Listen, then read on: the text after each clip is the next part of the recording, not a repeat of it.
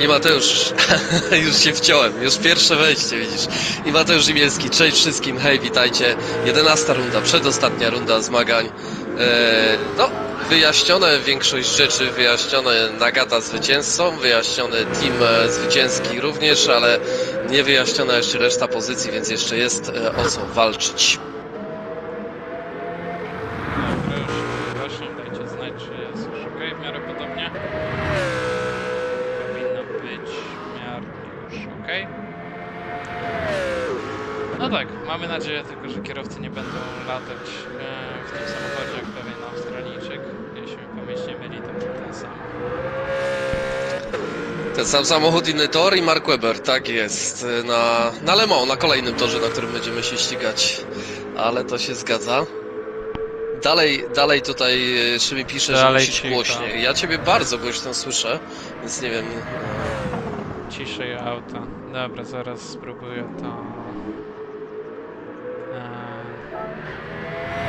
To próbuj w takim razie może technicznie tam się uwikłać z tym, a ja trochę tutaj zajmę, no może trochę od rzeczy sobie po prostu pogadam. Belgia, no czy ja w ogóle muszę przedstawiać ten tor? No 7004 metry, takie rzeczy to już raczej każdy wie chyba. Ardeny belgijskie, tor z historią niesamowitą, kiedyś budowany, przebudowywany kilkakrotnie do tej pętli, którą widzimy teraz. W latach 80. doszliśmy po ostatniej przebudowie. On swego czasu był chyba prawie trzykrotnie dłuższy. Nie jestem przygotowany, to wszystko mówię z głowy, ale z tego co pamiętam tak było. Łączyło to też było połączenie paru miejscowości, tak naprawdę wiosek tutaj, jeśli chodzi o te Ardeny belgijskie, Stavelot między innymi, i tu od drugiej strony też Kemmel, gdzie ta długa prosta nam się rozciera. No i co, techniczny, na pewno tutaj płata figle pogoda i pogoda to jest słowo klucz w przypadku tego wyścigu właśnie na Spa. Tak, dokładnie. No, jest duża szansa, że będziesz mógł powiedzieć swoją ulubioną linijkę, czyli zaczyna padać. Będzie w drugiej połowie wyścigu trochę deszczu, ale ten deszcz nie będzie długo trwał, więc zobaczymy, czy będzie potrzeba zjazdu na opony przejściowe albo na opony mokre. Może tutaj sprawdzimy Cię trochę z wiedzy o to. Tor z bardzo słynnym zakrętem Eau Rouge. I pytanie, czy jesteś w stanie powiedzieć dokładnie, który to zakręt, bo to odwieczna dyskusja jest, który z tych kompleksów zakrętów nazywa się Eau Rouge. No tak, zaczynamy od Lasor z jedynce, później przechodzimy lekkim łukiem i teraz czy go liczyć, czy go nie liczyć właśnie, ten łuk, który jest przed Oruż. No a później mamy 3, 4, 5, bo przecież mamy Oruż i Radillon. No, czwórka, piątka, tak? Oruż, Radillon, według mnie. Znaczy lewy szybki zakręt to jest właśnie Eau Rouge, a ten długi prawy to jest Radillon. Ten ostatni lewy zakręt przed prostą Kemmel nie ma nazwy, no więc można tak powiedzieć, że to jest Tak jest. bardzo legendarny już filmik z That's Radillon Actually, gdzie wszyscy sprawdzali wiedzę i właśnie zazwyczaj wszyscy myślą, że Eau Rouge to jest ten długi prawy zakręt, natomiast ten się nazywa Radillon, a Eau Rouge to jest ten szybki lewy zakręt na początku tej sekcji. Jeśli mnie pamięć nie myli, wziął się od nazwy rzeki, która płynie pod tym zakrętem. Czerwona woda po belgijsku, tak. jeśli mnie pamięć nie myli. Dokładnie tak, chyba mamy zbieżne myśli, więc chyba dobrze myślimy. Też właśnie mi się tak wydawało, że chodzi o tą małą rzeczkę, bo to trudno jakkolwiek nazwać jakąś dużą rzeką, która gdzieś tam płynie pod. No i co, ja tak już patrzę, pierwsze czasy nam się zaczęły pojawiać. Incognito 2.8,5 na tą chwilę, 2.7600, przepraszam. Spojrzałem na inny zegarek obok, jak to wygląda u reszty. 27900 Kuba. Mamy kilku rezerwowych, między innymi mój teammate Liam, kibicuje mocno, jest trochę inny kolor, nie ma puddingu, ale jest irlandzka flaga. No i trzecie na tę chwilę świetne miejsce. Dalej mamy Kenzo, Zahar, Dragon, szósta pozycja, więc już nawet całkiem dobrze zaczął, a Dragon przesiadł się dosłownie kilka dni dni temu na nową kierownicę. I tutaj no na pewno to będzie ciężkie i mocne wyzwanie. Teraz bardzo szeroko wyjechał tutaj w zakręcie, to była chyba 15. No, tak jak mówię, przesiadł się na nową kierownicę, więc będzie miał na pewno przed sobą duże zadanie, żeby się sprawdzić, zobaczyć jak ten sprzęt działa. I Dragon w tym momencie 7, później Sefa, Emulek kolejny rezerwowy, który nam wypełnia tutaj stawkę. No i Bushman na 10 pozycji, wskakuje na 6 w tej chwili, przekraczając linię mety. Co warto odnotować? Startujemy trochę inaczej, bo startujemy w układzie 24-godzinnym, więc te miejsca startowe nie są jak w Formule 1 przed dojazdem do La Source. Tutaj pierwszym zakrętem właśnie będzie ta sekcja Orange-Radillon i tak samo inaczej wygląda tutaj wyjazd z pit stopu. Tak, dokładnie. Wyjazd z pit stopu, mijamy całe Orush i wyjeżdżamy dopiero już na prostej Kemmel po pit stopie, przez co ten czas pit stopu jest bardzo, bardzo długi. Więc no tutaj też może być ciekawie przy tych warunkach deszczowych, no bo nawet jeśli będzie się opłacało zjechać na opony przejściowe, będą szybsze okrążenia, no to trzeba doliczyć 2 pit stopy. A tutaj te 2 pit stopy mogą kosztować bardzo, bardzo dużo czasu, więc no zobaczymy jak tutaj kierowcy to rozegrają. Na pewno ta pogoda nam sporo rozegra w tym wyścigu. No tak, prognozy są takie, że ma się pojawić deszcz raz na pewno, zobaczymy czy drugi raz on spadnie. W międzyczasie na ekranie też pojawiły nam się tabelki i to może rzeczywiście przejdźmy do tego, póki chłopaki jeszcze kręcą i mamy kilka minut kwalifikacji, Tak, no może to szybciutko jeszcze to omówimy. Dla przypomnienia wyniki poprzedniego wyścigu. Wygrał Nagata, drugie miejsce Kuba Gruby, trzecie miejsce Incognito.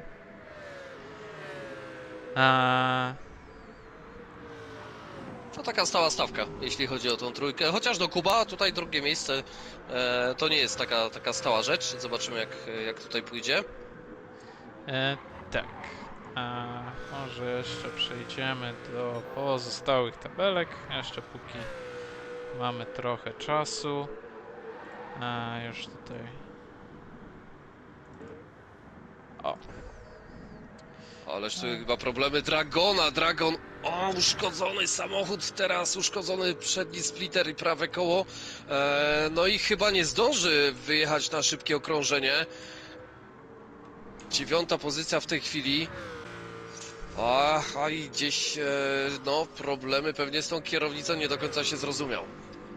Tak, no nie jest to na pewno wymarzone miejsce do trenowania nowego sprzętu. No to nie jest najłatwiejsze połączenie. Tutaj ten tor bardzo techniczny i również auto nie pomaga. Nie jest łatwe do prowadzenia na tym torze. Więc no zobaczymy jak tutaj Dragon sobie poradzi. No na razie wygląda na to, że kwalifikacje już raczej zakończy. Ale tak tylko szybko patrzę, pytanie czy mamy dobre ustawienia zawodów, bo mi się wydaje, że uszkodzenia Dragona spadły, tak jakby były lekkie uszkodzenia.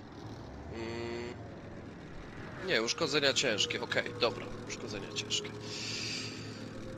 No i dobra, chyba wiesz co, do tabel wrócimy myślę, że w przerwie pomiędzy kwalifikacjami a wyścigiem. Zostało nam 20 sekund, będzie trzeba się skupić raczej na tym, co się dzieje na torze, a pierwszy na torze Nagata.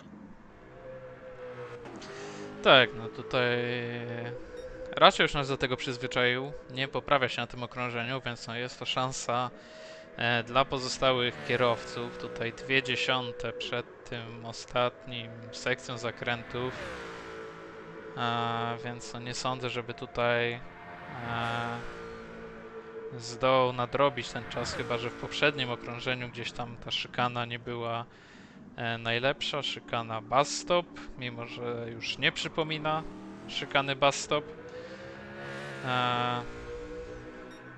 Kiedyś zupełnie tutaj inny kształt tych ostatnich zakrętów. Bardzo podobny jak na Road Atlanta był ta podwójna szykana taka.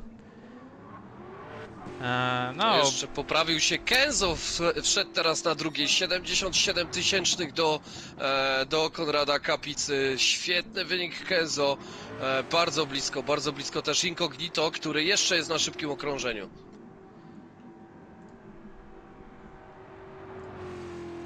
Tak, no blisko, tutaj blisko. Kenzo na pewno tutaj z Zacharem bardzo blisko, to 2 punkty różnicy, więc tutaj walka o 5. miejsce w generalce będzie zacięta. Więc no tutaj O, incognito spin! Poprawiał się, szkoda, bo poprawiał się, jeszcze była szansa coś tutaj ugrać. No niestety. Zakończy kwalifikację i tak na świetnej trzeciej pozycji. Odpada nam z gry. Kuba Gruby czwarty już też zakończył kwalifikację. Bushman piąty. Solidny wynik samochodu z numerem 31. Liam szósty. Siódmy Sefa, ósmy Mulek, który jeszcze jest na szybkim okrążeniu, dojeżdża do stopu, nie jest na szybkim okrążeniu, już je porzuca. Zachar dziewiąty, 10 Dragon, no i tak wyglądają te wyniki, raczej nic tutaj się już nie ma prawa zmienić. tak, jeszcze popisowe kręciołki, incognito na koniec kwalifikacji. No zobaczymy, czy tak radośnie będzie kręcił to po wyścigu, po tym ciężkim, naprawdę wymagającym wyścigu. Trzeba pamiętać, że właśnie może kilka słów szybko o samochodzie. Jeszcze ten samochód ma problem z dohamowaniami. Trzeba gdzieś tam wcześniej trochę hamować. Jest troszkę podsterowny, nie jest taki łatwy w utrzymaniu w zakrętach jak inne samochody tej grupy. No największy fan tego samochodu to Bushman, więc myślę, że solidny 5. wynik i szansa na gdzieś tam może nawet i podium. Zobaczymy. Tak się trochę dzisiaj odgrażał. No na pewno szansa jest, no tutaj można powalczyć. No auto też lubi latać, co o tym już mówiliśmy. E, no tutaj mam nadzieję, że nie będzie podobnych wypadków, ale no tak, no nie jest to łatwe auto w tym prowadzeniu, szczególnie na ten tor, ten drugi, środkowy sektor, długie te zakręty takie o średniej prędkości, no tam trzeba bardzo dobrą linią przejechać, żeby się ładnie złożyć, bo to auto no nie do końca zawsze jedzie tam, gdzie się chce. Nie zawsze się słucha idealnie. No nie słucha się idealnie i będzie na pewno też ciężko utrzymać kierowców, jeżeli na przykład ten deszcz dopadnie ich w nocy i wtedy to auto potrafi w ogóle być prawdziwym diabłem. Ten tor jest niezbyt dobrze oświetlony. Jest kilka miejsc, gdzie są jakieś tam źródła światła, latarnie, ale generalnie raczej jest dosyć ciemno, no a będziemy przechodzić przez porę nocną wyścigu, więc jest to też na pewno wyzwanie, nie lada. Nawet na suchem, a co dopiero w deszczu. Tak, no to może póki mamy jeszcze chwilę do wyścigu, spojrzymy szybko na klasyfikację kierowców. Nagata na pierwszym miejscu, tutaj już potwierdzony tytuł mistrza. Drugie miejsce na razie Kuba Gruby, Incognito, spora strata do P2. Więc no tutaj musiałby się mocno postarać, no na razie przed Kubą Grubym, no ale to musi bardzo się postarać, żeby odrobić tą stratę. Bushman natomiast blisko Incognito, to tylko 7 punktów różnicy. Zachar dalej na 5. miejscu, bardzo blisko z Kenzo. Tutaj Kenzo jest na 2. miejscu, Zachar dopiero 9, więc tutaj Kenzo ma szansę wskoczyć na 5. miejsce. Bananowy na miejscu 7 dzisiaj nieobecny. A Ajek, raczej już nieobecny też w kolejnym wyścigu. tak. Ajek również nieobecny. Ajek również nieobecny na miejscu 8. Sefaszyn na miejscu 9. To jest strata 17 punktów do Ajka, więc no ma szansę tutaj nadgonić dwójkę przed sobą. Tutaj ma różnica między Bananowym i Ajkiem też. Więc no dobry wynik dla Sefy tutaj na pewno by mu pomógł. Tak jest. Slawo miejsce 10, potem Gepard 11, Dragon 12, Rabbit 13 oraz Exe na miejscu 14. No tutaj Warblade pyta, czy Rabbit będzie brany pod uwagę. No, to nie nasza decyzja. To trzeba będzie pytać w górze. tak, no na razie w klasyfikacji jest. Dobra, przechodzimy chyba do startu. Ja daję wiadomość, że jesteśmy gotowi. Kierowcy też już są gotowi. Cała Belgia i te Ardeny przepięknie położone, zalesione. są również gotowe. Wiatr 5 metrów na sekundę, dosyć mocny, on będzie się pewnie też zmieniał, no i czasami albo przeszkadzał przy dohamowaniach, albo pomagał. 5 sekund do wyścigu, 11 runda. Chciałem już powiedzieć Variabilis Formula League, ale to chyba stare czasy. Thunder League oczywiście. Warblade, czy chce awans? Tutaj Wilinki pyta. No, to jeszcze chwila do tego. Mamy na starcie te piękne Mercedesy i tak jak widzimy w innym ułożeniu pierwszym zakrętem będzie sekcja Rouge Radio. No i zaraz nam się wyjaśni, pojawiają się czerwone światła i startujemy. Dobry start tutaj Nagaty. Raczej bez szans na atak. Kenzo wygląda na to, że utrzyma drugie miejsce. Tam Incognito próbował się wciskać, ale nie udało mu się. Tutaj bardzo szeroko teraz Dragon, tak mi się wydaje, po kolorze. No i teraz ta długa, prosta dojazd do zakrętu Les Combes. No i Oj, tutaj Nagata bardzo szeroko. Błąd. Wyjechał oj, jeszcze Liam, też bardzo. problemy, obrócony Liam. O, ależ było blisko, uszkodzony. On musiał dostać prawdopodobnie, mówiąc kolokwialnie, jakiegoś strzała w tył samochodu, bo ma uszkodzenia tylnego zderzaka, a Dragon Nie, tym tutaj samym 9. miejsce. był przestrzelone dohamowanie przez Kenzo. Tak to wygląda z powtórki, że tutaj zahaczony kapeć, prawy tylny zderzak, tutaj blisko było bardzo do większej kolizji, ale tutaj udało się Nagacie wybronić. No i spadł nam na 5. miejsce, prowadzi Kenzo. No ale pytanie, co tutaj sędziowie powiedzą o tym zajściu, no bo tutaj ewidentnie Kenzo zahaczył w pierwszym zakręcie Nagatę, spowodował to przestrzelenie tego zakrętu. No ale na razie prowadzi przed Kubą Grubym. Dalej Incognito i Bushman. No tutaj Bushman coraz bliżej tego podium, o którym mówiłeś, także... Odgrażał się mocno, jeżeli utrzyma dobre tempo, czemu nie? Kuba Gruby jest na miękkiej oponie, więc trzeba pamiętać, że to ich trochę różni. Z uszkodzeniami również na 6. pozycji Emulek też musiało dojść. Zachar teraz pięknie wyprzedza tutaj w szykanie Emulka. No, był to delikatny dive, ale naprawdę świetnie to zrobił, pojechał dobrą linią. Tak, tutaj Warblade już ukamieniowanie proponuje dla Kenzo, więc zobaczymy. Tak, Strasznie tutaj mocny sędzia. Emulek tam z problemami bardzo w tym zakręcie. On bardzo szeroko wyjechał w Blanchimont. A teraz spójrzmy na Emulka i Zahara. Tu jest 6., 7. pozycja, walka koło w koło przed chwilą. W La Source to Emulek wyszedł lepiej z pierwszego zakrętu, lekko wypychając Zahara, ale bez mocnego kontaktu. Teraz napędzony Zahar. Tak. Tutaj bez problemu, no chyba że Emulek odważy się. Nie odważy. Pokazywał się tutaj w lusterkach, straszył, ale jednak schował się na razie za Zaharem i zadowala się na razie 7. pozycją. No tam ewidentnie błąd Emulka, bardzo szeroko pojechał Blanchimont, co pozwoliło Zacharowi się bardzo mocno zbliżyć. Właśnie tak się dziwiłem na początku powtórki, bo Zachar wyglądał bardzo daleko od Emulka, więc sam się zdziwiłem, że ten dive bomb to musiał być taki z kilometra. Emulek znowu z problemami, bardzo szeroko teraz w zakręcie. To jest bardzo ciekawa historia też a propos nazwy tego zakrętu.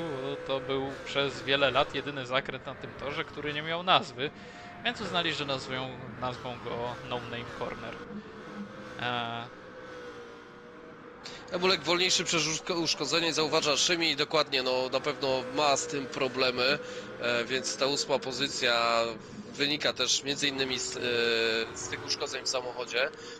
No jest kilka grupek i walk na torze, nas interesuje to, co się dzieje też w sumie na 1., 2. miejscu, a tutaj bardzo blisko, pół sekundy, ale różnica w oponach dosyć spora. Tak, to jakbyś też mógł przejrzeć opony. Nie miałem czasu przejrzeć dokładnie, kto na jaką strategię postawił. Raczej spodziewam się pewnie 2 razy średnie. Do A później deszcz. I potem będzie... A potem się zobaczy, no bo tutaj to ciężko aktualnie stwierdzić, jak wiele tego deszczu spadnie, czy będzie się opłaca zjechać. Nagata już przed Bushmanem. No ale tutaj na razie nie jest w stanie mu odjechać, bardzo blisko Bushman się trzyma. Zaraz ta bardzo długa, prosta Camel Straight.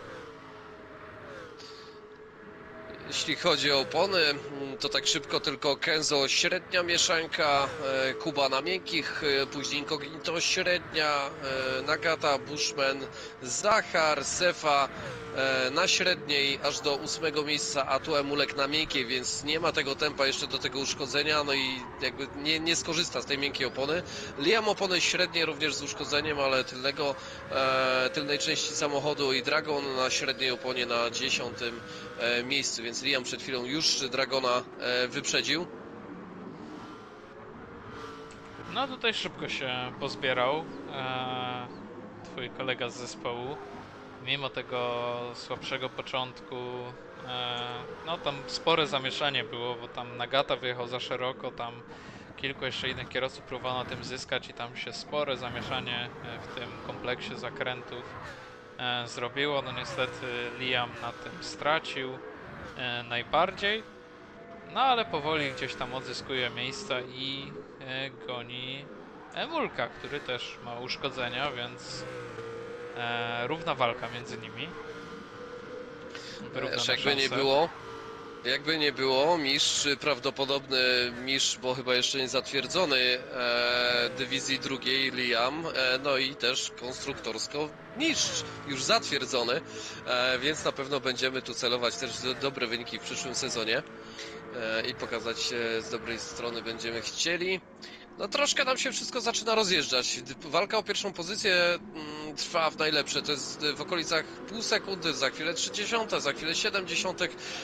Natomiast cała stawka powyżej sekundy już prawie się tam rozjechała. Między Sefą a Emulkiem jest najmniejsza różnica w tej chwili, to jest 80. Cała reszta powyżej sekundy między samochodami.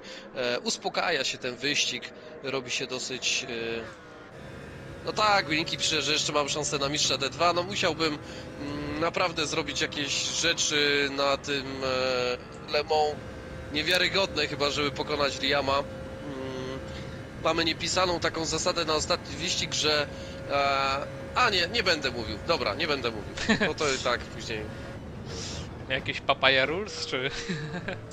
Troszeczkę tak. Papaya Rules jest ugadane już na ostatni wyścig, ale tylko i wyłącznie przy założeniach, że nasze samochody będą jechać 1-2 i w zależności od tego, w jakiej konfiguracji będziemy jechać, to wtedy zobaczymy, co tam się zadzieje, ale to naprawdę musimy wznieść się na wyżynę, a ja też nie mam lekko, bo też sprzęt zmieniony równocześnie z Dragonem, więc też się uczę od nowa, no ale jeszcze cały tydzień do tego jest. No a ten ostatni wyścig no nie będzie też należał do najłatwiejszych. Też auto bardzo trudne w prowadzeniu, tor słynny Le Mans, więc no też nie należy do najłatwiejszych takich na start nauki na nowym sprzęcie, także no zobaczymy, jak tutaj sobie dasz radę. No, sytuację ratuje, wiesz, że ta nakładka została ta sama, to jest jedna nauka mniej, natomiast zachowanie kierownicy jest zupełnie inne, jednak Direct Drive oferuje zupełnie co innego. No i to taka przesiadka, która rzeczywiście w głowie trochę miesza. Linki pisze Pudding Rules. No, w tym sezonie jeszcze Pudding Rules, ale będzie zmiana koloru na przyszły sezon prawdopodobnie. No co, tak dosyć spokojnie nam się zrobiło. 4. okrążenie, Kenzo przewodzi stawce, prawie na sekundę już odjechał od Kuby. U Kuby powoli te opony zaczynają siadać, więc nie wiem, czy ta strategia od miękkich zaczęcia tego wyścigu była dobra. Jednak ciężki samochód, te opony szybciej się zużywają. Myślę, że jeszcze 1-2 kółka i będzie dużo tracił. Incognito będzie go mocno tutaj gryzł. No i dosyć spokojnie. Tak, no szczególnie, że to auto jest bardzo podatne na zużycie opon. Tutaj te opony poniżej 50% no, dają się we znaki w zakrętach. Więc no, zobaczymy, czy tutaj Kuba będzie w stanie utrzymać się na tym drugim miejscu do czasu pit stopu. Chociaż no, na razie nie wygląda najlepiej, trzyma się bardzo blisko Kenzo i raczej tutaj nie dopuszcza bliżej do siebie Incognito. Nie wygląda najgorzej, chciałeś powiedzieć. Tak. Nie wygląda najlepiej, to za chwilę pewnie. No rzeczywiście, wiesz co, no problem będzie na tych oponach, że zacznie się taki moment rzeczywiście zużycia tych opon, że będzie trzeba odejmować ten gaz na radio, a to utrata prędkości na Camel jest bardzo duża, więc zobaczymy, jak długo będzie w stanie po prostu tą przyczepność trzymać. Willinki pyta o kolor nasz nowy, popudingowy, że tak powiem. Nie zdradzę, bo jeszcze nic nie wiem. Tak powiem, jak mówią kierowcy Formuły 1, po prostu. Więc na razie nic więcej nie mogę powiedzieć, bo sam nie wiem. No chyba, że Red Bulla. No tak, malowanie Red Bulla raczej jest z reguły co roku zaskakuje. To fakt. Jak dzisiejszy wyścig? Jak już tak mamy spokój? Podobnie. Zasnąłeś? Trochę podobnie jak teraz ten nasz. Tak, tutaj... Znaczy nie no, tutaj się nam zadziało trochę więcej na starcie niż tam.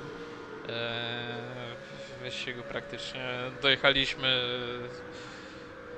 Tak przez chwilę myślałem, że oglądam Monako, ale gdzieś tam jakoś ani tych wieżowców, ani jachtów nie widziałem, jakichś przebitek, ale... No procesja niestety, no.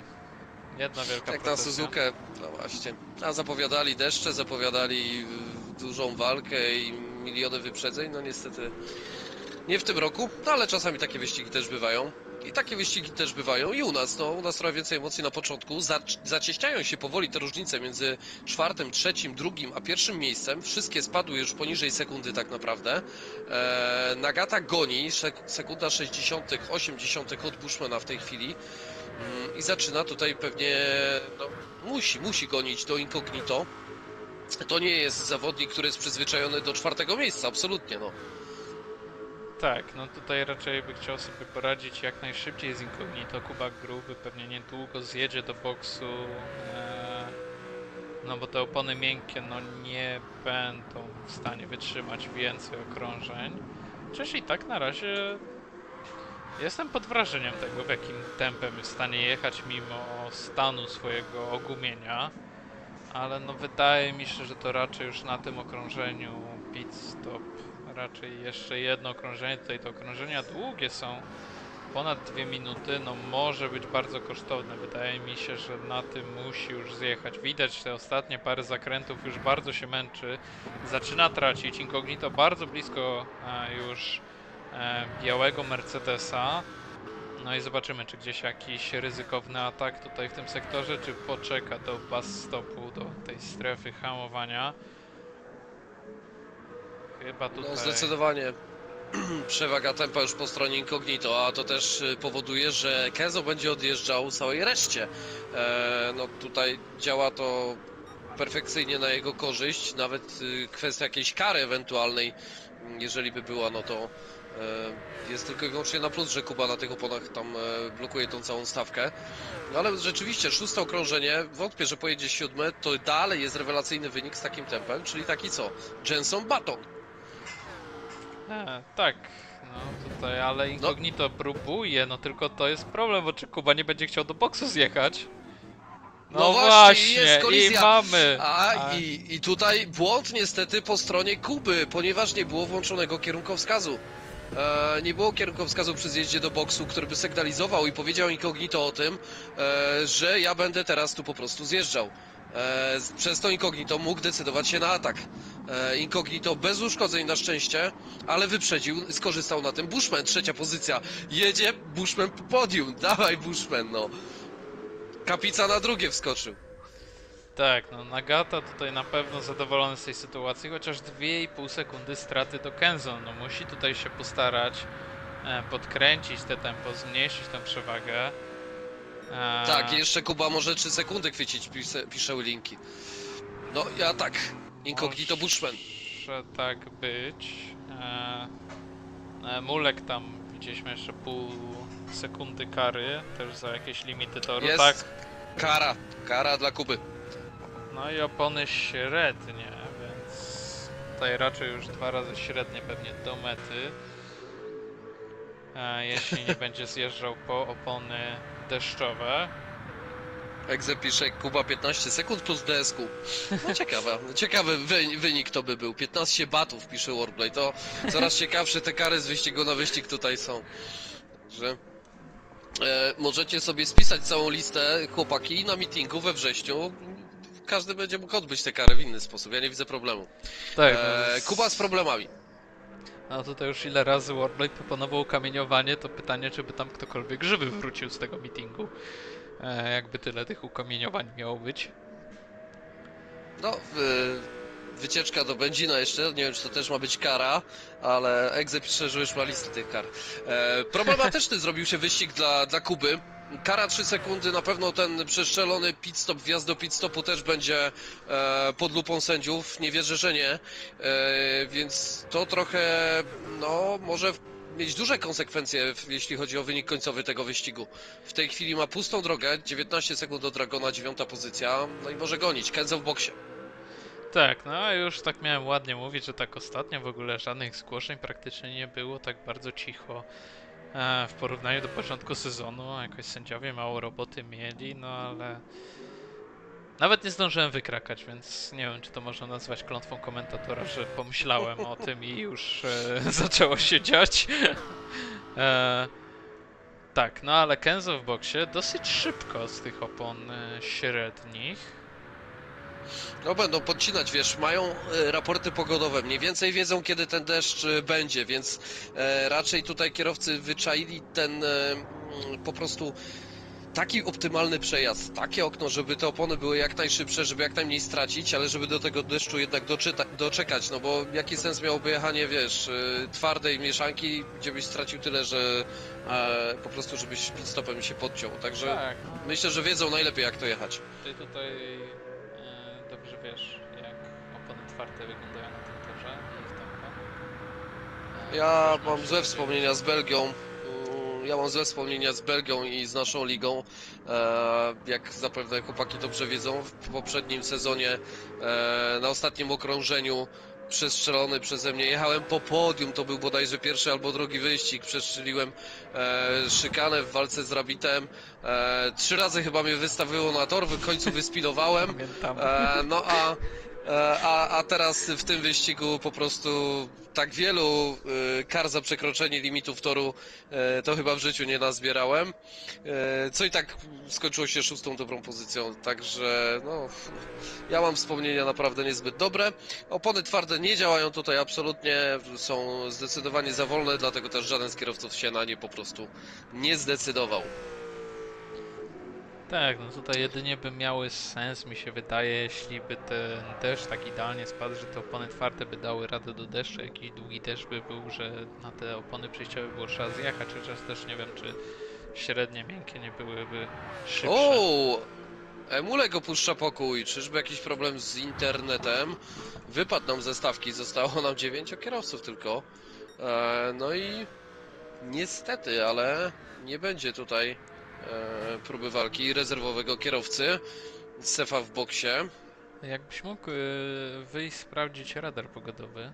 No ja nie chcę na transmisję wychodzić, ale Jeszcze gdzieś chyba tam wcześniej. zobaczyć, jak to tam wygląda. Przez Jasno nad torem jeszcze. Nie no tak, to wiadomo, no ale tam koło, który to kafelek jest deszczowy dokładnie. Jest, nie no to raczej tam koło 40 minut, chyba dopiero ten deszcz spadnie mocniejszy, to rzeczywiście jeszcze trochę nam tego deszczu zostało. No i właśnie ciekawe w sumie, bo Kenzo bardzo szybki boks. Tempo dużo lepsze od Nagaty, tutaj patrzę na tą różnicę do lidera, no zmniejsza się z każdym zakrętem. Więc no tutaj powiększy sobie tą przewagę nad Nagatą, jeśli tutaj na tankowaniu dużo by Nagata nie zyskał. No bo dodać pytanie, radarze 300. Kenzo dużo nie zatankował, tak wygląda. Więc no ciekawe jak tutaj strategicznie te Ale rozegrają. no ale dalej ma paliwa więcej niż na przykład Bushman. Więc to gdzieś tam jakąś optymalnie to sobie... Bo ja podejrzewam, że będą po prostu chłopaki tankować do pełna przy okazji deszczowych warunków. Jeżeli ten deszcz wpadnie, starają się raczej dotrzymać. Sefa z 3 sekundami kary, więc wyjazd z alei serwisowej, tudzież wjazd niestety go pokonał i 3 sekundy na jego konta, to tym samym jest jakaś tam szansa pewnie dla goniącego go Dragona. Tak, szukam jeszcze gdzieś, chyba jedynie tutaj Dragon. No tutaj najprawdopodobniej na tej karze no bez problemu wyprzedzi Sefę tutaj. Lekko ponad sekundę straty, więc tutaj 3 sekundy kary to na I spokojnie. jest w boksie Nagata. 9. okrążenie. No i teraz zobaczymy, ile tutaj zatankuje. Jest Zahar. No, teammate, więc raczej jadą tą samą strategią. Tutaj nie mamy tej możliwości, a szkoda, jak w innych grach, że no nie mogą jeden zespół, jedno miejsce postojowe, takie double stacki by były fajne. No, byłyby fajne, dopóki ktoś by nie przegrał przez to. No, takie życie, takie wyścigi. Tak, Emulka wywaliło. Pocieszający go kolega napisał amator. No leje tutaj dużo Nagata. No, chyba już Do na pewno pełna będzie tankował. będzie. No i pytanie, czy ja dobrze widziałem, że nie. Już chciałem krzyczeć prawie, że coś zaczyna nam tutaj kropić, ale nie. To jeszcze nie ten moment. Nie, chyba za wcześnie jeszcze. Słoneczko świeci, więc... Tak, na radarze było czysto, przed chwilą sprawdzałem. No i wyjeżdża Nagata 5 przed Dragonem. Dragon się tam z Sefą porał po tej karze. No tutaj dużo straty. Nawet do Kuby tutaj przez te tankowanie długie. No ciekawa strategia Nagaty. Ale pół baku więcej jednak, tak? Więc kolejne średnie opony. Tak, no tutaj zupełnie inna strategia niż w pozostałych, więc pozostali mniej więcej zalali te 3/4 baku na tym pit stopie. No u Nagaty dużo więcej tego paliwa, więc on też na następnym pit stopie może dużo na tym zyskać. No i teraz chyba jeszcze tylko Incognito nam został na torze ostatni, który jeszcze do boksu nie zjechał. Wydaje mi się, że raczej no to okrążenie to już jest ostatnie, na którym będzie jechał na tym komplecie opon, patrząc po stanie opon.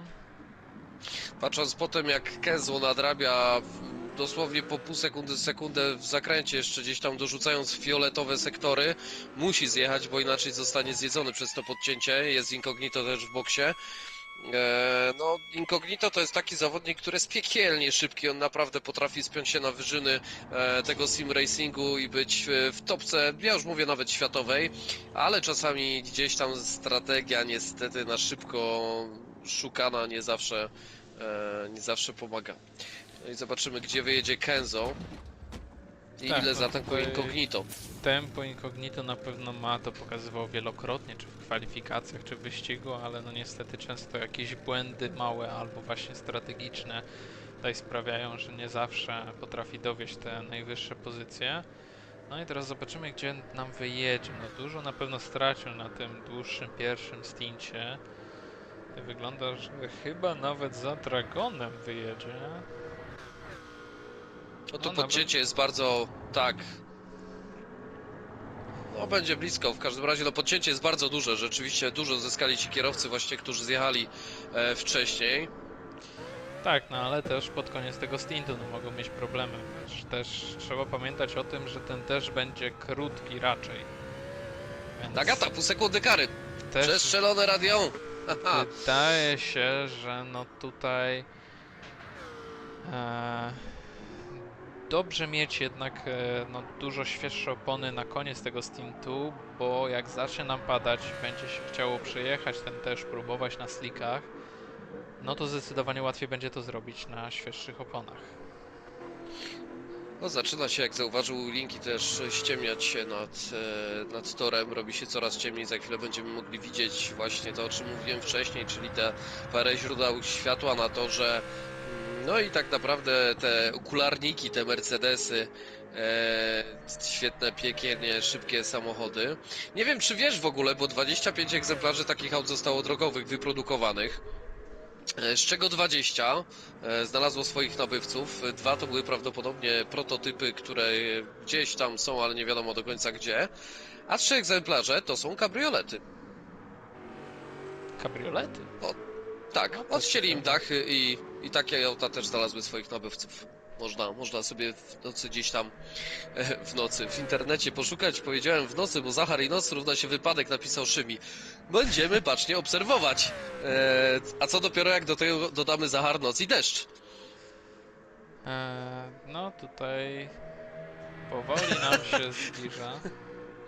Willinki pisze, żeby fly radar włączyć, bo Zachar będzie latać. No, nie wiem, czy... No, Zachar rzeczywiście nawet ma taką, gdzieś tam pojawiła się taka ksywka Zachar Airlines po jego kilku wypadkach. Pamiętajmy też, że ten samochód, właśnie to, o czym mówił Damian, Mark Webber zrobił z tego bardzo dobrą lotnię, więc w rękach Zachara to może być niesamowity pocisk. A to nawet chyba nie tylko Mark Webber, bo jeśli mnie pamięć nie myli, to tam w treningu przed wyścigiem też inny kierowca tego Mercedesa też miał bardzo podobny wypadek. O tym się dużo mniej mówi, bo to na treningu było. Ale jeśli No bo mnie tak pamięć naprawdę... nie myli, tam 2 razy ten Mercedes wylatywał na tej prostej. No bo tak naprawdę ten samochód był zbudowany, o czym wspominał Bushman w poprzedniej transmisji, do której serdecznie zapraszam, w 128 dni. To tak naprawdę na początku był przebudowany McLaren. Później troszkę tam usprawnili, bardziej stało się to rzeczywiście Mercedesem. Natomiast no, gdzieś tam te problemy chyba z tym podbiciem, dociskiem były. Problemem było to, że on bardzo dużo wystaje z przodu i z tyłu za kołami, że ten odległość między przednią osią a tylnią osią była zmniejszona, żeby regulacje spełniać. No i przez to on był bardzo niestabilny właśnie jeśli chodzi o podnoszenie przodu, co powodowało odwrócony zamysł, więc zamiast przysysać bolid do ziemi, no to nagle samochód zmieniał się w skrzydło i samolotu i odlatywał. Tak, no Weber lubił takie podniebne podróże. Tak. To na Heikim Kowalajnenie, jeśli mnie pamięć nie myli, chyba w Caterhamie albo w Lotusie. Chyba też tam się Incognito zahaczył. odbył teraz pół sekundy kary. Jeszcze tutaj wejdę tylko w słowo, ale przed chwilą odbywał tą karę. No nie jest w najlepszej sytuacji, zobacz, Incognito. Przeciągnął na tyle te opony, że w tej chwili, jeżeli ten deszcz by się pojawił i trzeba będzie zjeżdżać do boksu, no to on okaże się wielkim przegranym tak naprawdę. Bushman druga pozycja. Warto to odnotować. 7 sekund za Kenzo. Świetne tempo Bushmana, równe 2.09, 800, 600, 2.10, 300. No, dalej troszkę lepsze jest jednak Kenzo na prowadzeniu, ale ciekawie się zapowiada walka tutaj o pierwszą trójkę. Kuba 1,5 sekundy do Bushmana. Nagata 10 sekund traci do Kuby. Więc gdzieś tam jeszcze musi poszukać. Też błędy się pojawiły na ostatnim okrążeniu 2.12.100, więc to nie jest raczej takie optimum, które chciałby uzyskać Konrad. No i piąty, niespodziewanie w tym wszystkim nam wyrósł tutaj Dragon. No wow, po prostu rewelacja. Oby tak dalej.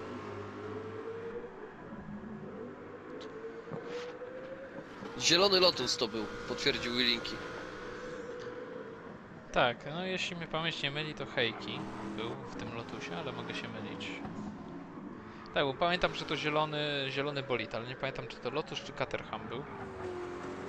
A to nie był ten Lotus, co miał tak ciekawie wystylizowaną aerodynamikę przedniego skrzydła, jeśli tak mogę to nazwać? Bardzo możliwe. No to... Nie powiem z czym się kojarzącą, z kaktusem nazwijmy ją.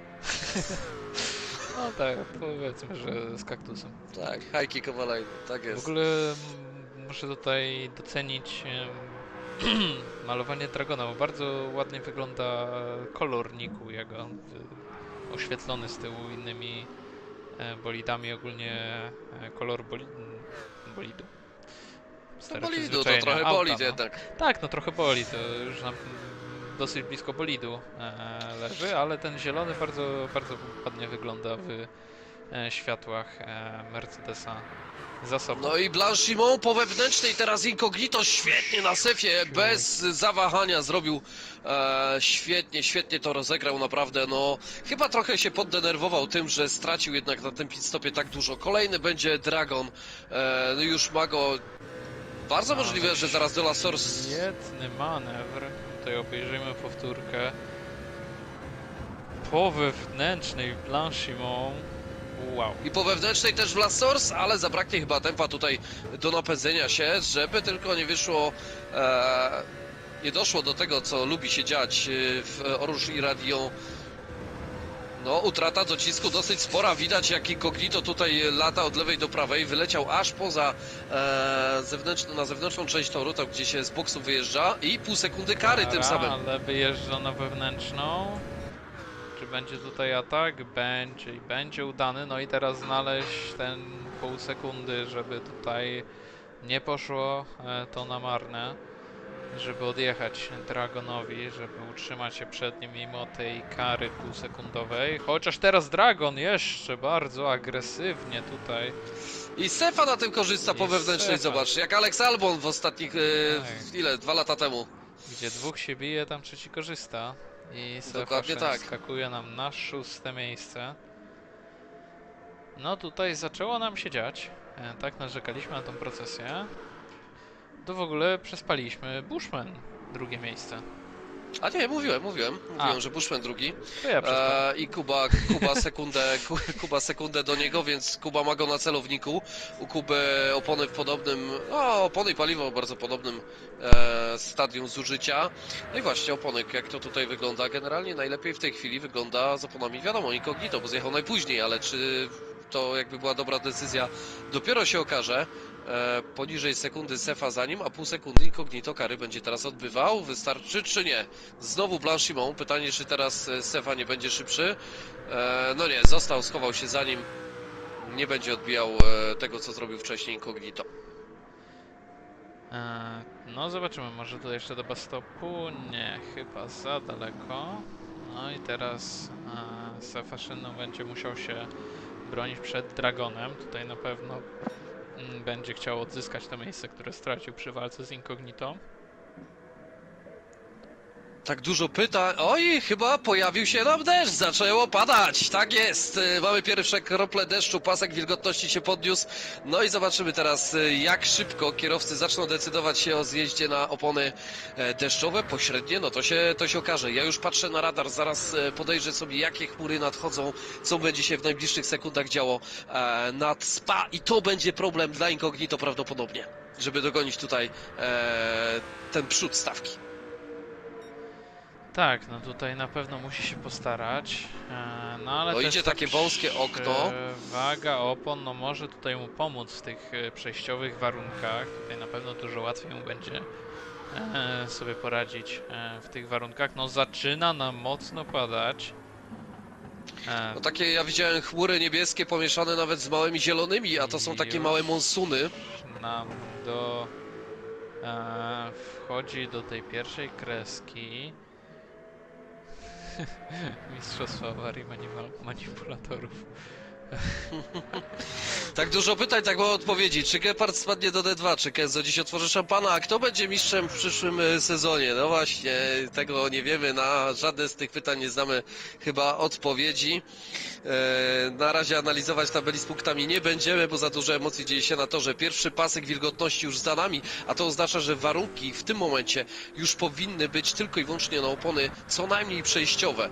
No tylko pytanie, jak długo te warunki... Oj, teraz Blanchimont i Bushman i Kuba Gruby z I Bushman problemy obrócony teraz! Ajajajajaj, tutaj nam Ale tańczy, 720! kręci się. No i jeszcze Oj, raz oj, obrócony. oj. No, poleciało chyba więcej samochodów, czy nie? Czeka Zaraz zobaczymy Nagata to bardzo Kenzo chyba delikatnie. w boksie, mi się wydawało. No Bushman tam bardzo szeroko wyjechał przy tym powrocie Słuchaj, na tor. Najwolniejsze wyprzedzanie w sezonie, 59 na godzinę Nagata Bushmana właśnie teraz wyprzedzał. Chyba myślę, że to rekord. Tak, no tutaj warunki widzimy już naprawdę tragiczne do jazdy na slickach. Kuba został, oj, teraz już uderzenie w bandę.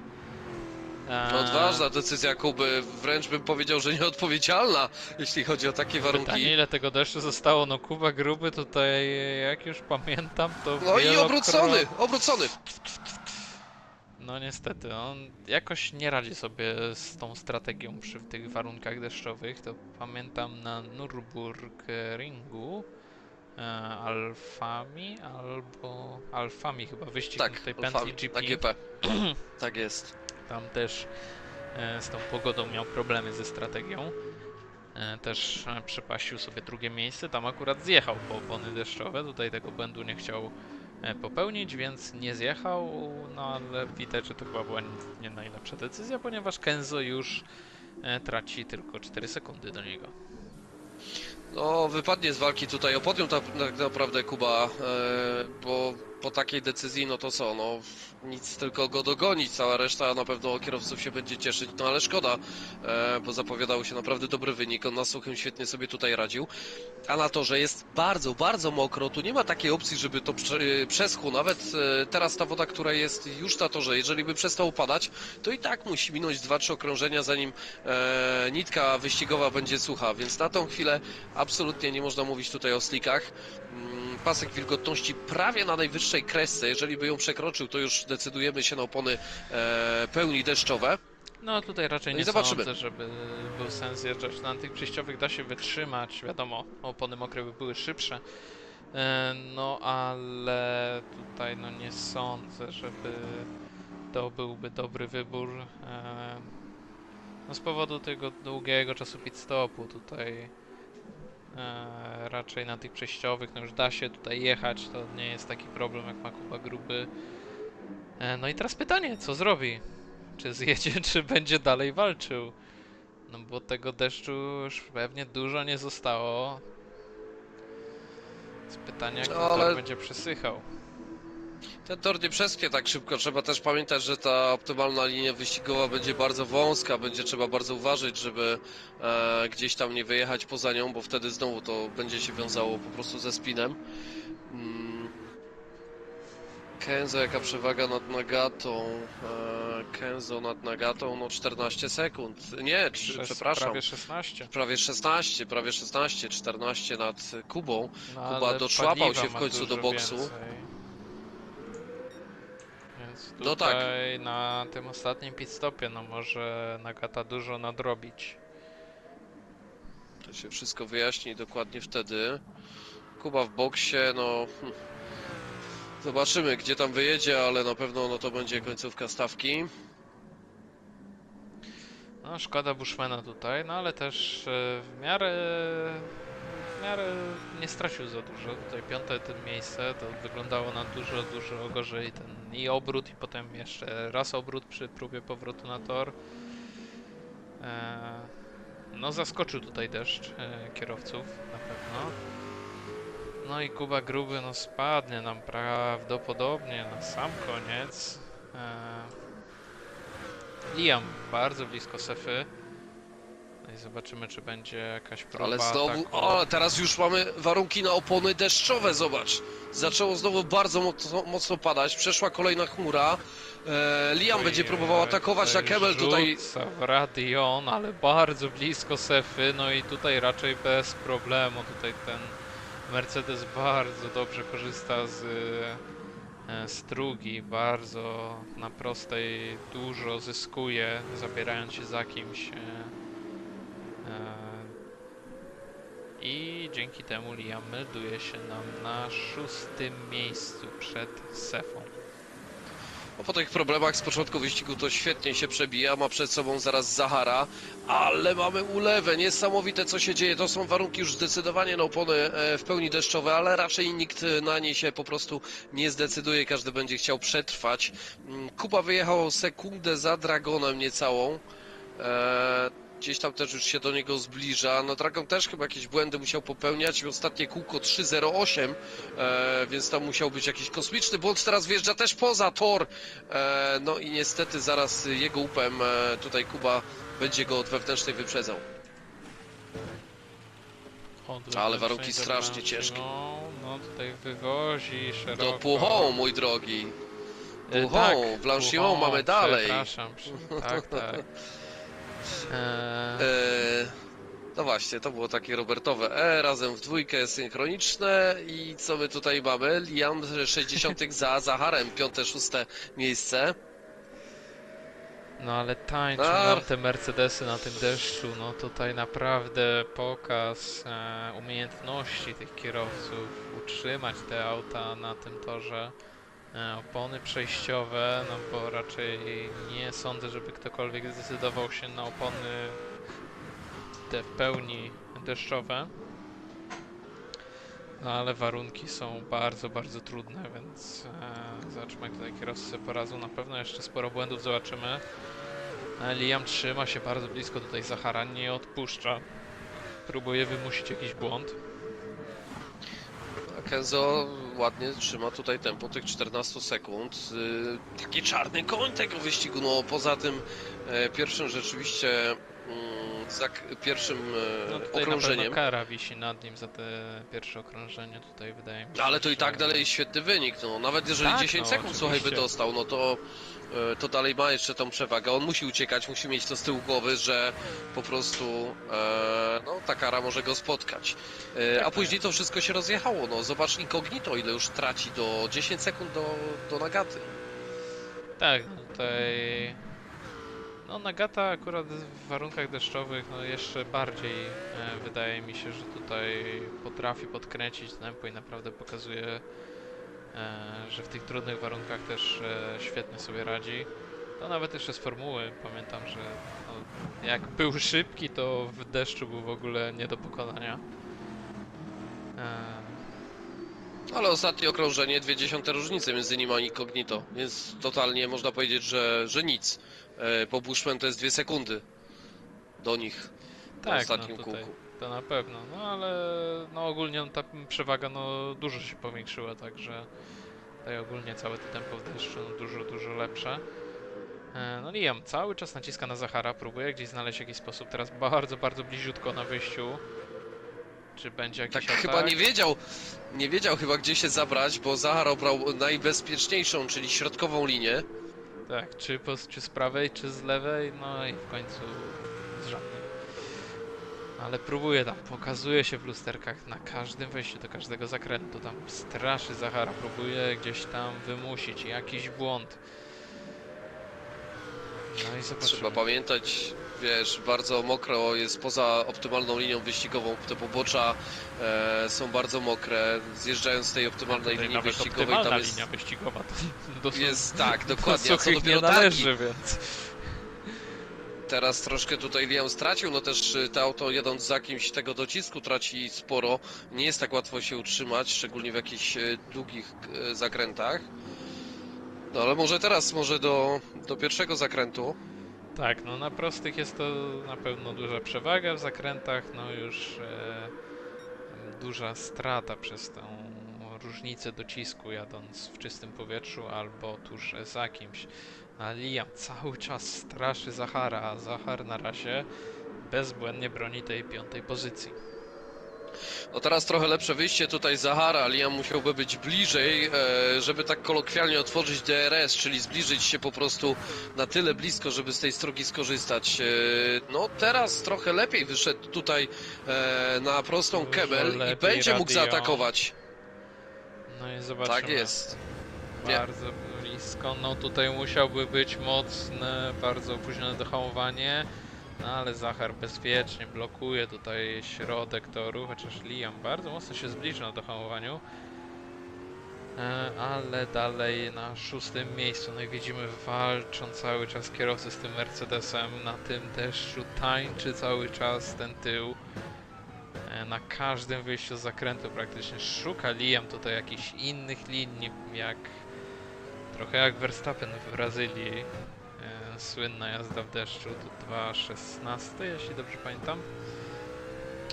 Albo zeszły. Albo zeszły, tak no, zeszły Albo też, zeszły ale też. no w 2.16 to No, w ogóle tak, no. te wyratowanie i wyprzedzanie Rosberga w 3. zakręcie, gdzieś w ogóle po zewnętrznej,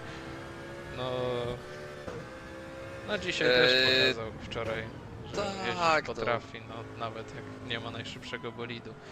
No ale wracając, Liam cały czas bardzo blisko. Szuka No właśnie, tutaj pytanie- straszy Zachara, ale Tak jest, Nagata do Kenzo zyskał 6 sekund w tym deszczu, to się zgadza, odrobił bardzo dużo, ma 10,5 sekundy w tej chwili. I czy Kenzo starczy paliwa? Rzeczywiście, to jest zawodnik, który ma tego paliwa zdecydowanie najmniej.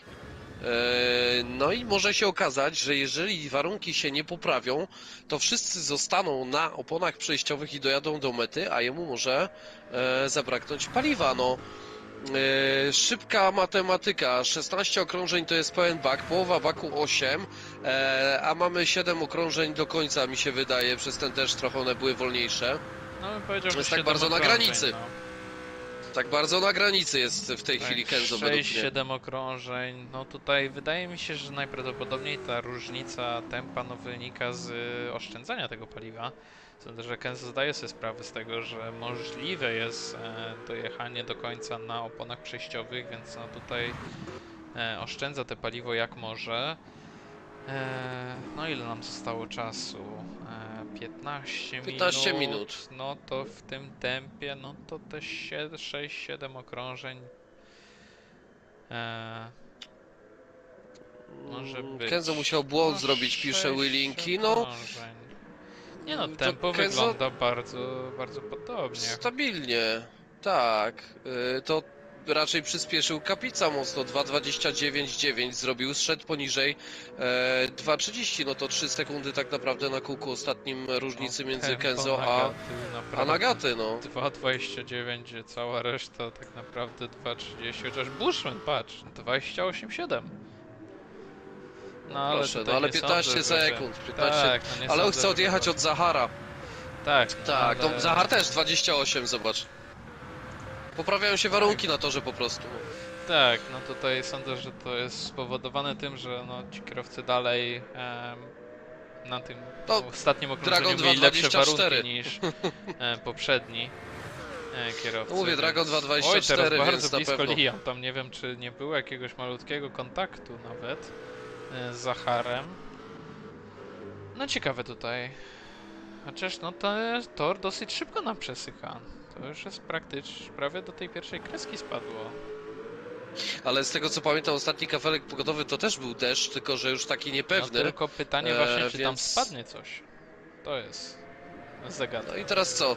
I teraz zagadka, bo jeszcze okrążenie i 2 i nitka będzie sucha i co? I zjeżdżać na 4 okrążenia, a może zacznie padać i wtedy nie zjeżdżać? No zobaczymy, jak zużywać się będą na tej suchej nitce też te pośrednie opony, bo za chwilę ta sucha nitka będzie na to, że będzie trzeba wychłodzić te opony. Atakuje teraz Liam, przestrzelił tutaj Bastow, ale dosyć Próbował bezpiecznie po od lewej. zewnętrznej, Tak jest. ale no nie udało się. No szuka sposobu na Zachara, ale na razie Zachar świetnie się broni. No, Kapica, Konrad już 6 sekund do Kenzo. 10 sekund odrobił tak naprawdę. Wow. To naprawdę wyścig totalnie sinusoidalny dla niego. Tak, no jak zazwyczaj gdzieś tam właśnie mówiłem o kierowcy dnia dla Nagaty, to przysłuchiwałem co zrobił. No wystartował pierwszy, dojechał pierwszy, no to tutaj wydaje mi się, że w końcu mamy argumenty, żeby tutaj, jeśli skończy na pierwszym miejscu, no bo trzeba pamiętać, że no tego paliwa dużo więcej ma, więc tutaj Kenzo też tym tempem na koniec no będzie musiał uważać z tym paliwem, jeśli nie będzie już pit stopu do końca wyścigu. A nawet jeżeli będzie, jeżeli w dwójkę by zjeżdżali, to jednak straci, bo będzie musiał dotankować, więc no, na razie wszystko stoi po stronie rzeczywiście po stronie Nagaty. Tak, no widać, że to tempo, no ta przewaga jest po prostu, no niknie w oczach, to każdy zakręt to jakieś, a tu 1/10, tu 0,2, tu 0,3, no naprawdę zbliża się w fenomenalnym tempie do Kenzo Nagata, no i zobaczymy, czy będzie w stanie tutaj odebrać te pierwsze miejsce. Jak dosłownie za pomocą czarodziejskiej różdżki zrobiło nam się jasno, nastał już pochmurny poranek i widzimy z powrotem spa, całe mokre spa, jak kończyliśmy i przychodziła noc, to było sucho, a teraz widać po bokach właśnie dokładnie takie miejsca z kałużami, widać tą linię wyścigową, która się poszerza, więc tchnie nam ten tor. No i pytanie, czy ktoś się zdecyduje zjechać właśnie na opony na sliki, no. bo to jest taki moment, że... O, incognito, proszę bardzo. A mamy w międzyczasie też walkę tutaj Zahara z Liamem. Zahar na 6. pozycji, dojazd do bus stopu za chwilę. No i zobaczymy, od zewnętrznej będzie Zahar, od wewnętrznej Liam, za chwilę będzie zmiana. No i Liam wychodzi tutaj. Gdzieś musiał wcześniej też wyprzedzić Zahara, może jakaś kara. No tak, Kenzo zaczyna oszczędzać paliwo. No i zobaczymy, teraz walka strategiczna, incognito, Kuba w pit stopie. Kenzo został na torze. Zaczął oszczędzać paliwo według Willingiego. No i pytanie, czy na tych oponach dalej dojedzie, no. Oj, błąd, szeroko, teraz Kenzo wyjechał, ale będzie duża strata, zaraz będzie miał za sobą prawdopodobnie Nagatę. Tutaj mokry wyjazd z tego pit stopu, żeby nie popełnić jakiegoś błędu, nie złapać głupiej kary 3-sekundowej. Wyjeżdża na 7. miejscu, no nie wiem. No ale też tutaj, no wydaje mi się, że incognito, no potrzebuje zaryzykować, jechał na 4. miejscu, jeśli mi pamięć nie myli.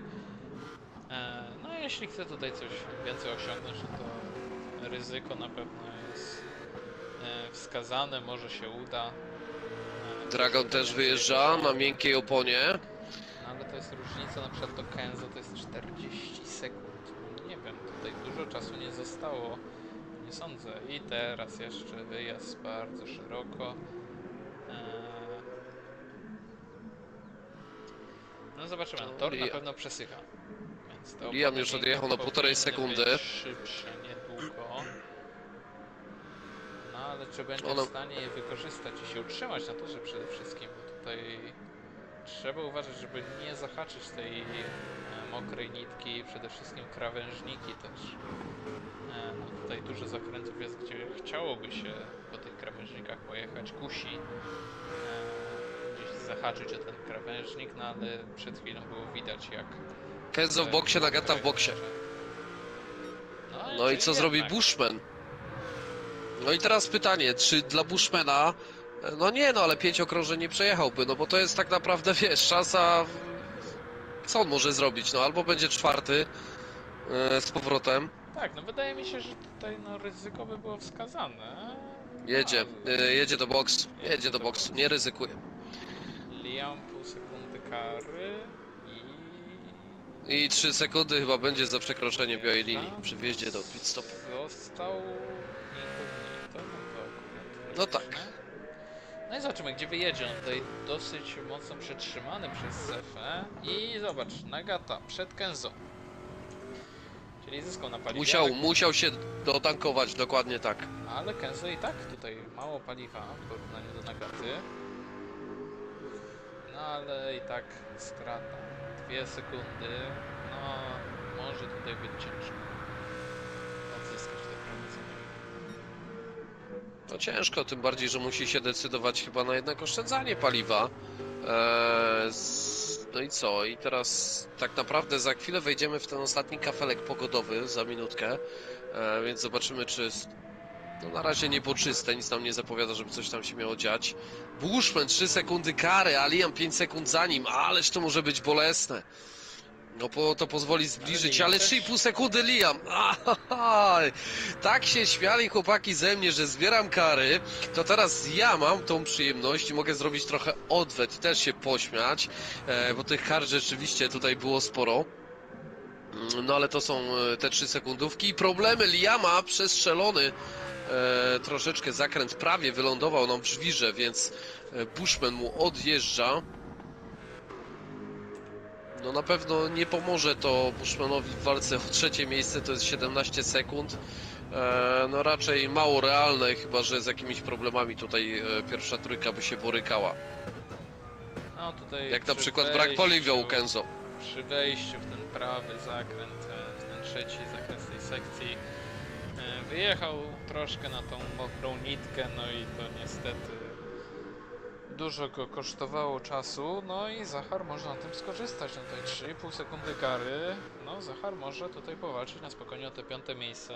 Raczej po odbyciu kary, no dostanie je w prezencie, no ale będzie musiał jeszcze dowieść. Więc tutaj sądzę, że kolejny epizod walki między tymi dwoma kierowcami będziemy w stanie zobaczyć. No i tak, te decyzje strategiczne trochę namieszały. Ostatni w tym momencie jest Cefa, bo chyba najpóźniej zdecydował się zjechać. Kuba Gruby jest 8, a 7 jest Dragon, więc strategicznie to gdzieś tam po prostu się udało i pykło. Zachar rzeczywiście przed Liamem i to jest no 3,5 sekundy do Bushmana, 3,7 do Liama, taka trochę ziemia niczyja, no zdecydowanie na takiej ziemi niczyjej jest w tym momencie Bushman Incognito. Ale pytanie, czy do Incognito nie będzie w stanie gonić Kenzo. Bo tutaj zobacz, ta różnica... Incognito do Kenzo mówisz, daje, no. tak, no tutaj Kenzo no, próbował zdynkować pewnie jak najmniej, chciał się obronić przed podcięciem przez Nagatę, nie udało się to, a teraz jeszcze może stracić te drugie miejsce na rzecz Incognito.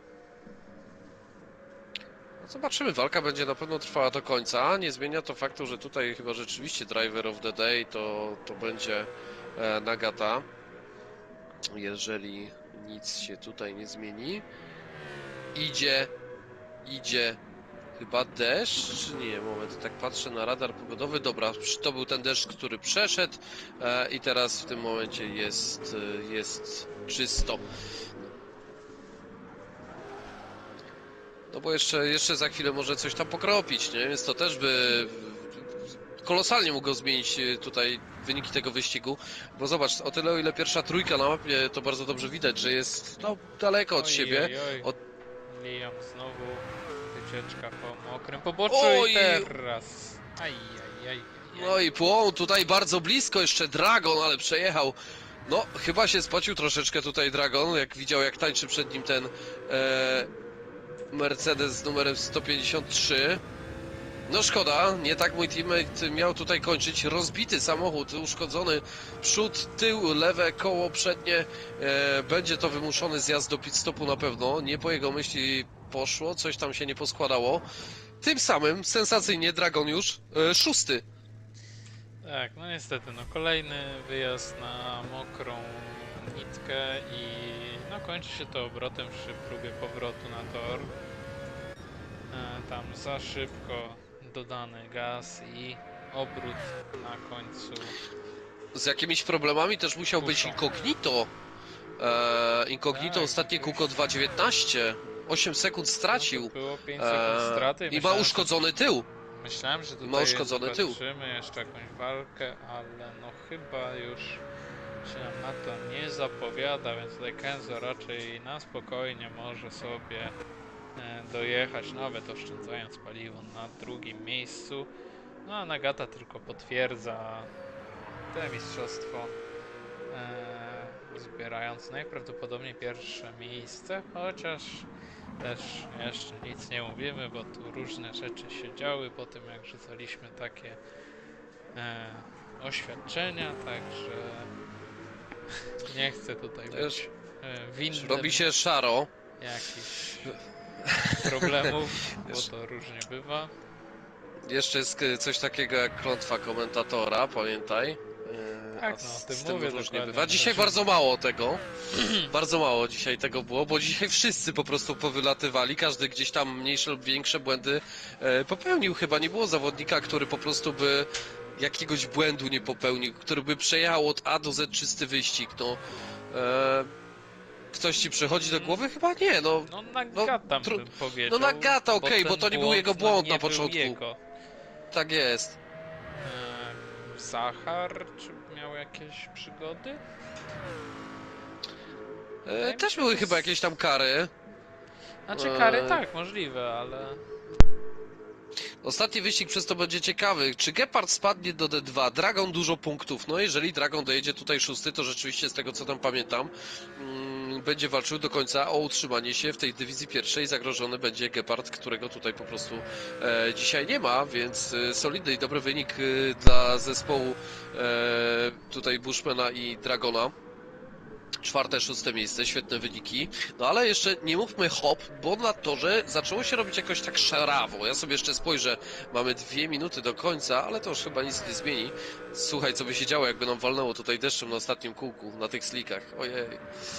No, Ojej. mogłoby być ciekawie. Oj, teraz incognito tutaj. No, pytanie, czy tutaj majtek do wymiany nie będzie po wyścigu? No wiesz, tutaj ostatnie praktycznie okrążenie, Radion tutaj zebrał Idzie trochę deszcz, tego idzie mokrego deszcz. krawężnika. Jest na radarze deszcz i to są takie chmurki, no niby niebieskie, ale jakieś tam mają poświatę też tych mniejszych takich monsunów, Oj, więc oj, może oj. być tak, że jeszcze trafi nas tutaj po prostu na ostatnich okrążeniach, na ostatnim okrążeniu może trafić tutaj całkiem spory opad deszczu gdzieś. 15 sekund przewagi Kapicy nad resztą. Ale patrz, incognito, tutaj Kenzo też jakiś błąd musiał być. Mocno odrobił No, 4 incognito. sekundy. Tak, 4 sekundy między nimi. Ja patrzyłem na radar w Ale międzyczasie. zobacz na paliwo. No właśnie. A chociaż to Kenzo- chyba będzie... Chyba nie pojadą następnego okrążenia. Bo gdyby pojechali następne okrążenie, to Kenzo może mieć problemy. No, wiesz co, tak, Nagata jeszcze raczej to okrążenie chyba pojedzie. No Kenzo... No tylko musi być tak, że incognito też musi zdążyć, no bo nawet jak tam Kenzo zdąży, a incognito nie... Nie, no chyba nie ma szans. Nie zdąży. Raczej, ale to wymierzona ilość paliwa, on chyba wiedział co robi, rzeczywiście nie dotankowując No się. ma szczęście tutaj. No Kenzo albo oszczędza, albo próbuje nie jechać następnego okrążenia. No i slajdem na metę wbija nam się Nagata, wygrywając ten wyścig 11. rundę z 13,5 sekundową przewagą nad Kenzo, więc nie ma już tutaj mowy raczej o zmianie pozycji. Kenzo, świetne, rewelacyjne drugie miejsce, trzeba w pamięci mieć ten jego incydent z pierwszego okrążenia. Incognito, 3. miejsce, Bushman 4. w szykanie jeszcze dojeżdża zaraz za nim Zachar, Oj, deszcz oj, pada oj, bardzo mocno lunęło. teraz, ale będziemy Lunęło. mieli końcówkę tego wyścigu. Luneo, Zachar Czy to jeszcze próbuje nam nie pozmienia? dotoczyć się do mety. Bushman na mecie. Kuba, gruby leci! No tutaj Dragon z szósty. tyłu może się nam jeszcze podziać. Sefaszyn dogania, Kuba gruby, sekunda kary. No tutaj Liam też obrócony jeszcze. No lunęło nam Jest nagle Dragon na tak z mecie. zaszkocenia. No i pytanie, czy tutaj Kuba gruby... Jest jest Kuba Gruby 7., 8. Stefa, bo miał karę. Jeszcze na koniec 9. dojeżdża Liam uszkodzonym samochodem. To co, może tutaj Incognito, wiem, że nie jest skory do rozmowy, bo jest Incognito, ale może Nagata, Kenzo i Bushman, co? Co byś powiedział? Jakbyśmy No z ja chłopakami chętnie, pogadali oczywiście. chwileczkę. Zapraszamy. To już tutaj ich postaram się zaprosić w miarę szybko, żeby to można było tak szybko jeszcze zrobić, fajnie, ale Kenzo jest, Bushman jest i już szukam Nagaty. Zaraz będą nam chwilę poopowiadają zapewne kierowcy. Wyścig po prostu niesamowity. Kubę weźcie na wywiad, jeszcze pisze tutaj na Megze. No proszę bardzo, ja nie widzę problemu. Nie wiem, czy Kuba będzie chciał z nami rozmawiać po tym, co się tam wydarzyło po prostu w tym wyścigu. Zawsze tutaj mieliśmy tak, że typowaliśmy pierwszą trójkę. Wiem, że Incognito nie dołączy do imprezy, dlatego taką trójkę wytypowałem. Także jeszcze zapraszamy tutaj Kubę. Halo. Halo, dzień dobry, dzień dobry. Aj. Tak blisko, a tak daleko. Aj. Tak, jakbyśmy mogli Du- prosić o duży włączenie błąd. streama, bo słyszę echo nas w tle. Duży błąd, niestety. No, Pech niestety chciał, że to ty. była ostatnia szykana, kurczę, i przed zjazdem dosłownie i... Powoli, chłopaki, wszystkim gratuluję, bo mieliście świetne miejsca, z wyjątkiem tego dodatkowego, którego Egze chciał usłyszeć i od niego zaczniemy, czyli Kuba, 7. pozycja jeszcze na końcu z karą, problemy z No co, no problemy przestrzelony po prostu strategicznie wyścig, jeśli chodzi o ten deszcz chyba, co?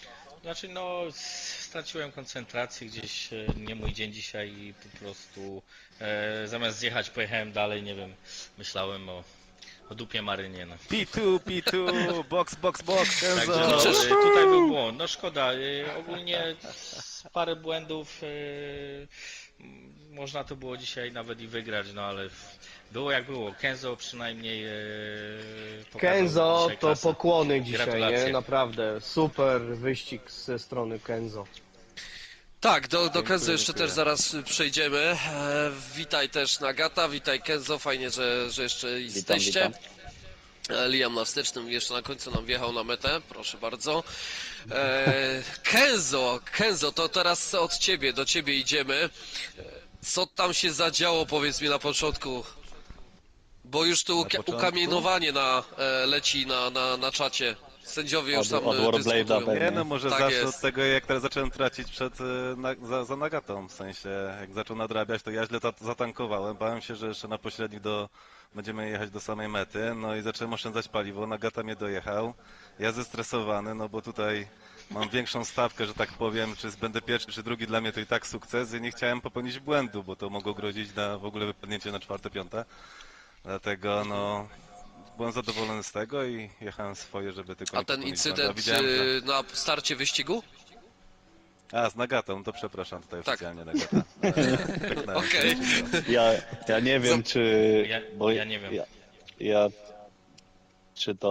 czy przestrzelone dohamowanie, czy ja tak asekuracyjnie Asekuracyjnie. No, przyhamowałem, ja przed tarką idealnie, w sensie jak powinno być, także no... ale chyba bez uszkodzeń było, nie? Ja nie miałem przynajmniej uszkodzeń, nie wiem jak Nie, ty. ja też nie. Nie, to Bo- było takie lekko puknięcie, ja próbowałem odbić i tak, no nie wiem, no według mnie to było takie otarcie, no ale ciebie lekko puknęło, no nie? No, ja trochę się wystraszyłem też przez to, bo już tak poczułem, że trochę nie wyhamowuję, ale nie chciałem wracać jak Mongol na tor, więc tam tarką sobie jechałem, przez to też się stawka zbiła i Liam trochę został poszkodowany, nie wiem, tam też widziałem, że się obrócił. Wiesz, Ale- za Mongołów Max Verstappen miał pracę społeczną, więc wiesz, uważaj. Ale teraz idziemy do ciebie. Ale idziemy teraz do ciebie właśnie. No chyba Driver of the Day. Przynajmniej z Damianem tak ciebie okrzyknęliśmy, ale to jeszcze wyjdzie nam w głosowaniu. Da, no, zobaczymy, może się Z uda. połowę chociaż stawki na raz, pierwsze ale... miejsce z takim tempem tak rewelacyjnie pojechać w wyścig. Chyba dawno nie miałeś czegoś takiego, zawsze była trochę tej nudy, że startujesz pierwszy, bo wygrywasz kwalifikację, ewentualnie drugi i szybko się przebijasz, a tutaj co, no trzeba było walczyć od piątego i trochę inaczej to rozegrać. No jak najbardziej. Dało to trochę walki ten incydent, bo później musiałem odrabiać. Tak szczerze nie wiedziałem co Kenzo i Kuba robią, bo strasznie do przodu wylecieli.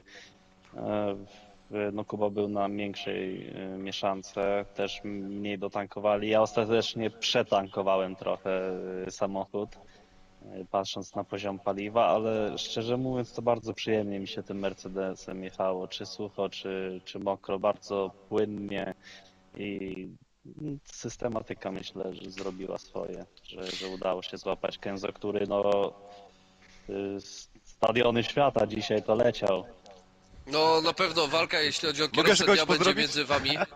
Ależ proszę bardzo, słuchaj, antena jest dla was. Chciałem Antena jest dla was. pozdrowić moje dzieci, które pewnie będą jutro oglądać powtórkę, moją narzeczoną, całą rodzinę, no i TNT, no i dzięki za Mateusz właśnie tutaj fajną relację. Dzięki serdeczne, Nagata, za dziękujemy wyścig za i te mam nadzieję, że mnie nie pozdrowienia. zgłosisz. Jeszcze raz gratulacje. No myślę, że podaruję. No. Gratulacje, też najszybsze okrążenie Kenzo dla ciebie leci. A, 2,8965. właśnie, no. Więc jeszcze punkcik dochodzi do tego, także rewelacja. I to na średnich i to No za to- No to co? To jeszcze tak tylko słowem kończącym, Bushman zadowolony z wyniku? Szczerze mówiąc, po tych perturbacjach, które się zadziały na torze, to chyba tak, strategia zagrała w zupełności na 100%. Pojechaliśmy tak naprawdę średnie, pośrednie i średnie.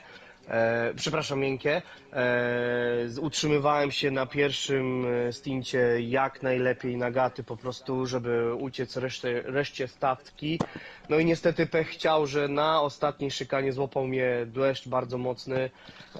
Obróciło mnie tam chyba z 3-4 razy. Super to Potem wyglądało. miałem problem, miałem bardzo duży problem z wyjazdem w ogóle tak naprawdę na tor, gdzie już naprawdę chciałem pitować, więc no pech chciał, że niestety potem 3 sekundy kary za wyjazd z pit stopu, no wiecie, to celowałem jednak w walkę z Incognito, naprawdę dzisiaj się spiąłem dosyć mocno, no niestety nie udało się wyprzedzić Incognito, jest to mój główny rywal w tym momencie, no ciężko, ogólnie słodko-gorzki można powiedzieć rezultat, ponieważ no, zakończyłem na 4. pozycji. Nie było tak źle uważam, no ale niestety Incognito przede mną, więc mówię, no słodko-gorzki, te błędy, które się wdały, czyli obrót i 3 sekundy kary, no dosyć mocno tutaj ten wynik mój wypaczyły. To nie było. Chciałem jeszcze dodać, że ta T598, jak powiedzisz Mateusz, myślę, że to jest w tym potencjał i dzisiaj pierwszy wyścig na tej kierze, ale to nie był jej maks na pewno. Dziękuję za radę, a to jeszcze sobie spokojnie poza anteną porozmawiamy.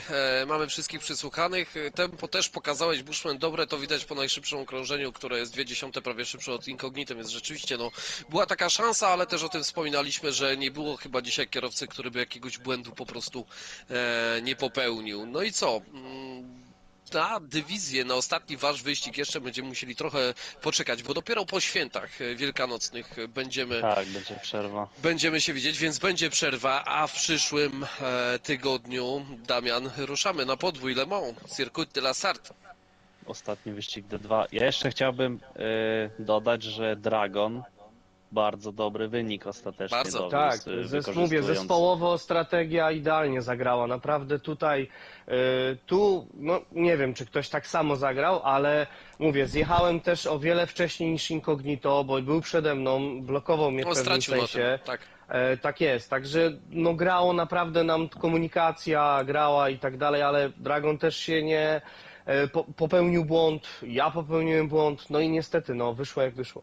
Ale przez to, że zdobył P6, teraz nie było Geparda, Tak, raczej tak, odrobi tak. dużo Solidne, punktów, więc, solidne punkty więc tutaj. Gepard i Dragon będą walczyć o utrzymanie w ostatnim wyścigu, jeśli obaj zawodnicy pojadą, więc tu... No, emocje zapowiadają się do absolutnie samego końca.